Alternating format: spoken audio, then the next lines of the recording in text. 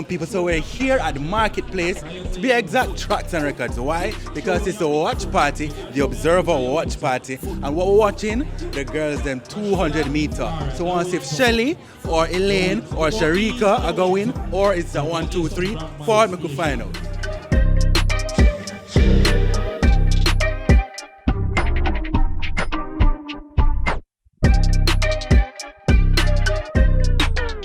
So who do you think is going to take the 200 meter tonight? It doesn't matter. We just want 1, 2, 3 for Jamaica. All right, well, it's going to be a close one, I think. Elaine's going to win tonight. Sharika Jackson all the way! Definitely a 1, 2, 3 prediction. Only maybe a Brit, possibly an American, could upstage.